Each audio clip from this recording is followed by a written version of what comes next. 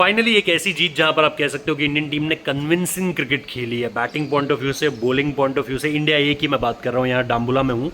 और जिस तरह से आज बैटिंग हुई, ऑब्वियसली ऊपर से आपको रन्स मिले। वैभव सूर्यवंशी की बड़ी पारी नहीं आई, लेकिन मैं आपको ये ज़रूर बता सकता हूँ कि ये टीम को बड़ी चिंता नहीं है।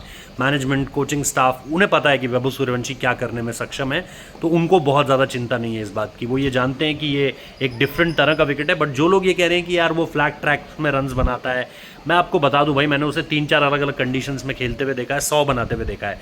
मैंने उसे इंग्लैंड में देखा है 100 मारते हुए, मैंने उसे जिम्बाब्वे में 100 मारते हुए देखा है, जहां पर बॉल थोड़ा सा स्टिक करता है। उसने साउथ अफ्रीका में 100 मारा हुआ है। उसने इंग्लैंड में, जैसा मैंने कहा, वन ऑफ द फास्टेस्ट 100 उसने मारा हुआ है। If I am not wrong, उसने यूथ टेस्ट ऑस्ट्रेलिया में भी रेड बॉल में 100 मारा हुआ है, if memory serves me right. तो यार ऐसा नहीं है कि वो सिर्फ इंडिया और आईपीएल में ही आपको रन्स बनाता हुआ दिखता है। उसको पिछले 1-1.5 साल में जहां जहां मौका मिला है यूथ टीम के साथ इंडिया के लिए, उसने हर जगह पर रन्स बनाए हैं।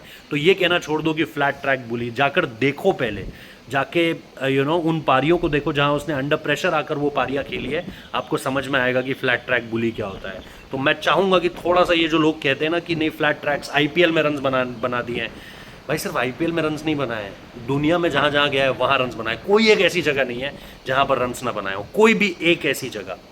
और इन सारी चीज़ों के बीच में, जैसा मैंने कहा कि आज अच्छे चेंजेस किए। प्रभ सिमरन वाला चेंज मुझे समझ में नहीं आया, क्योंकि प्रभ सिमरन बढ़िया खेल रहे थे। बट प्रियांश आर्या को लेकर आए। प्रियांश को बाहर नहीं करना चाहिए था, मैं हमेशा से मानता हूँ प्रियांश आर्या बढ़िया खिलाड़ी है, वो बढ़िया खेलते हैं। अब हर तरह के शॉट्स उनके पास हैं, स्ट्राइक रेट उनका ऊपर रहता है।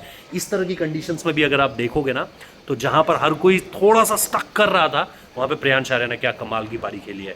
तो प्रियांश हुए, कुमार कुशाग्र हुए, तिलक वर्मा ने टाइम लिया अपना। ऑब्वियसली उनका स्ट्राइक रेट बेहतर हो सकता है, बट ये ट्रिकी कंडीशंस हैं। और थोड़ा सा अपने गेम पर, अगर वो strike rate point of view से ज़रूर आप कह सकते हो कि बेटर करना चाहिए तिलक को, मैं भी वही कहूँगा। But I think apart from that, Vipraj Nigam ने जिस तरीके से कंट्रीब्यूट किया लोअर डाउन द ऑर्डर, है ना, ऋतुराज गायकवाड़ के शुरुआत में रन आया। आज पहला एक मैच जहाँ पर आप बोल सकते हो वो फेलियर हुआ, बट आई थिंक उनके जो आंकड़े हैं वो आपको ये बताने के लिए मतलब काफ़ी हैं कि लिस्टे में उनकी क्या परफॉर्मेंसेस रही हैं।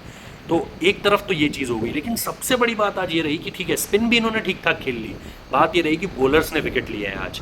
मैं हमेशा से ये कह रहा हूँ कि ऊपर से बॉलर्स विकेट नहीं ले रहे हैं। आज आप देखो, ऊपर से विकेट आए, आपने 40 रन के अंदर इनके 2 विकेट आउट कर दिए थे। उसके बाद आप लगातार विकेट्स लेते चले गए, पार्टनरशिप लगी बीच में, लेकिन विकेट्स आते चले गए। कोई भी बॉलर नहीं है जो विकेटलेस गया हो अभी तक, जितना मुझे याद आ पा रहा है। कैचिंग बहुत ब्रिलियंट रही, और इसके लिए क्रेडिट जाता है फील्डिंग कोच सुभादीप घोष को। मैं देखता हूँ यार उनको, मैं सिर्फ यही नहीं, जब इंग्लैंड में भी था तो पैकेनम में देखा था, जब जिम्बाब्वे में था वहाँ भी अंडर-19 के साथ देख रहा था उनको, और यहाँ भी देख रहा हूँ। पहला शख्स कोई मैदान पे घुसता है प्रैक्टिस कराने के लिए, इट इज़ शुभदीप घोष। वापस जाने में सबसे आखिरी शख्स होते हैं। और इसीलिए आज आप देखो ना, अशोक शर्मा की आपने कैचिंग देखी, आपने वैभव सूर्यवंशी का वो ब्रिलियंट कैच देखा। सूर्यवंशी के लिए लोग कहते हैं कि कैसे कैचेस करता है, कैसे फील्डिंग करता है, और ज़्यादा देखना है उनको। बट मैं आपको ये बता सकता हूँ कि मैंने बेकिनम में उनका एक ब्रिलियंट कैच देखा हुआ है, मैंने बुलावायो में उनका एक ब्रिलियंट कैच देखा हुआ है वर्सेस जो वार्म अप गेम था वर्ल्ड कप से पहले इंग्लैंड के अगेंस्ट, और यहाँ पर भी देखा है। और बांग्लादेश के अगेंस्ट याद कीजिए अंडर-19 वर्ल्ड कप में, वो जो सूर्य कुमार यादव टाइप कैच लिया था, जैसा सूर्या ने बाबाडॉस में लिया था। सो ओवरऑल कैचिंग बहुत ज़बरदस्त रही। शेडगे के कैचेस हों, ऋतुराज के कैचेस हों, आप अशोक का कैच देखो, आप प्रियांश आर्या का कैच देखो बाउंड्री लाइन पे, कमाल की फील्डिंग। सेफ टू से कि शायद इंडिया फाइनल में पहुंच चुका है, क्योंकि बड़ी जीत मिली है। और हैम्पर हुए अफगानिस्तान के चांसेस, क्योंकि एक तो उन्होंने वो मुकाबला हारा जो 8 विकेट से उन्होंने हारा, डीएलएस मेथड था वहाँ पर भी, बट इंडिया को हराया था उन्होंने। और आज इंडिया ने कन्विंसिंग पहली विक्ट्री हासिल करी है, और फाइनल के रास्ते मुझे तय लग रहे हैं 21 तारीख के लिए। बट फाइनल के लिए मैं यहाँ पर रहूँगा नहीं, क्योंकि फाइनल के दिन मैं पहुँच रहा हूँ आप लोगों के लिए इंग्लैंड। तो इंग्लैंड से कवरेज रहेगी, आयरलैंड पहले और फिर इंग्लैंड। तो बेलफास्ट जाएंगे और उसके बाद इंग्लैंड भी आएंगे। T20 सीरीज़, ODI सीरीज़ दोनों की आपको कवरेज मिलेगी। यहाँ से ये मेरा लास्ट मैच था, बट सारी ब्रेकिंग न्यूज़, सारी कवरेज आपको मिलती रहेगी। याद रखो, वैभव सूर्यवंशी पे और विशन, जो उनके प्लेयर हैं जिनके बीच ये लास्ट में पिछले मैच के बाद जो कंट्रोवर्सी हुई, उन पर रेफरी ने अपना सजेशन दे दिया है कि 50-50% का मैच फीस का फाइन लगाया जाए।